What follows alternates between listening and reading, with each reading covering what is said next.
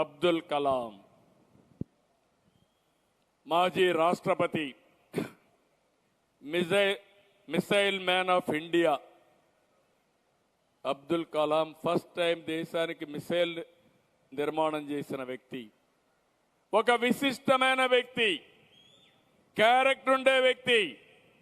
ఆయన ప్రెసిడెంట్గా చేస్తే దేశం అంతా గర్వించింది. అలాంటి వ్యక్తి చరిత్ర చూస్తే చిన్నప్పుడు రామేశ్వరంలో ఉండేవాడు, శివ సుబ్రహ్మణ్యం అయ్యర్ ఉండేవాడు. ఆ రోజుట్లో కొన్ని మూఢ నమ్మకాలు, ముస్లింలు బ్రాహ్మిన్స్ కలిసి భోంచేయకూడదు, కలిసి కూర్చోకూడదని. అలాంటి సమయంలో శివ సుబ్రహ్మణ్యం అయ్యర్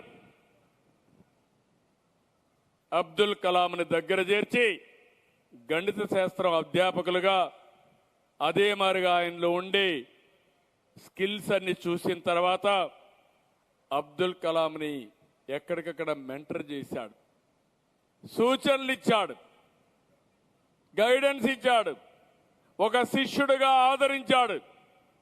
దానితో ఎక్కడా లేని ధైర్యం వచ్చింది. ఆయన విజ్ఞాన శాస్త్రాలకు ప్రాముఖ్యత ఇచ్చాడు. దాంతో మీరు చూస్తే ప్రెసిడెంట్ అయినప్పుడు నాకు కూడా ఒక రోల్ ఉంది.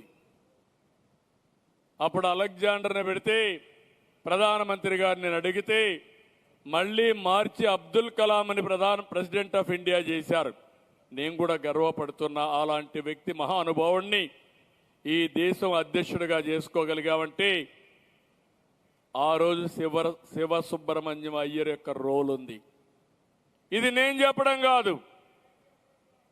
ఎవరైతే అబ్దుల్ కలామే ఒక పుస్తకం రాసి వింగ్స్ ఆఫ్ ఫైర్లో చాలా స్పష్టంగా రాశాడు. ఆయన గొప్ప వ్యక్తి.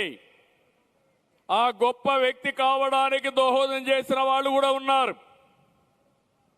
అంబేద్కర్ గారు చరిత్రలో ఎప్పుడు కూడా అలాంటి మట్టిలో మాణిక్యాలు మళ్ళీ రారు. ఆ మేధావి వెనకాన కూడా సహాయం చేసిన వ్యక్తులున్నారు.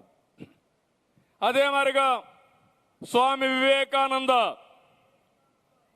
వివేకానందను మనం చూస్తే ఈరోజు ఆయన జ్ఞాన బోధ ద్వారా ప్రపంచాన్ని మెప్పించాడంటే ఆయన వెనకాన రామకృష్ణ పరమహంస గారు ఉన్నారు. వివేకానందుడి యొక్క గణాల్ని అధ్యయనం చేసిన రామకృష్ణ పరమహంస ఆయనకు బోధనలు చేయడం, ఆధ్యాత్మిక విద్య నేర్పించడం, దీనివల్ల ఆయన ప్రపంచం మొత్తం వెళ్ళి ప్రపంచానికి ఒక సందేశం ఇచ్చి ప్రపంచమే మెచ్చిన నేతగా తయారయ్యాడంటే ఇది ఒక ఉదాహరణ. ఇలాంటి వ్యక్తులు చాలా మంది ఉన్నారు. ఇప్పుడు నేను కూడా అదే చెప్పాను. ఈరోజు నేను ఇన్ని కార్యక్రమాలు చేయగలిగానంటే ఆ రోజు ఎన్టీ రామారావు గారు లేకపోతే, మా ఫాదర్ ఇలా లేకపోతే నేను కూడా మామూలు వ్యక్తిగా ఉండేవాడినేమో. అప్పటికే మంత్రి అయ్యాను, మళ్ళా మాజీ మంత్రి అయ్యాను. కాబట్టి అటు ఇటు తిరుగుతూ ఉండేవాడిని. కానీ ఆయన దగ్గర నేర్చుకున్నటువంటి పట్టుదల, క్రమశిక్షణ, ఆయన చూపించిన చొరవ, ఆయన నన్ను దగ్గర చేర్చిన విధానం నా జీవితంలో ఎప్పుడూ మర్చిపోలేను.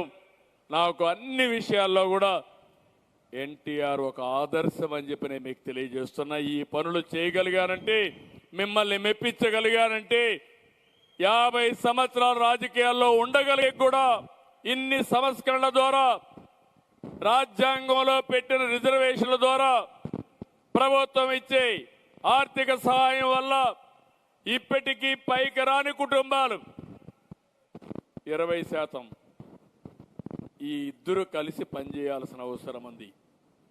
అందుకే మార్గదర్శి, అందుకే బంగారు కుటుంబం. వాళ్ళకు తెలివితేటలు లేక కాదు, తెలివితేటలున్నాయి. వాళ్ళు కూడా రాణించలేక కాదు, ఆదరణ లేక, ఆదరించే వాళ్ళు లేక.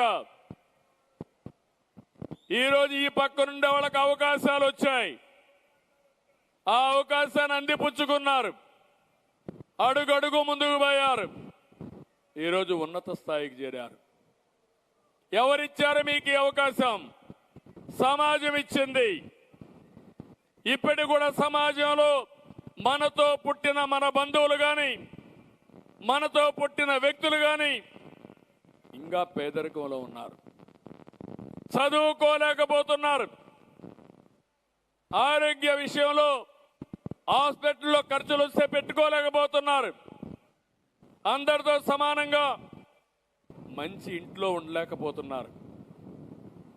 ఇది మన బాధ్యత కాదా అని మిమ్మల్ని అడుగుతున్నాను.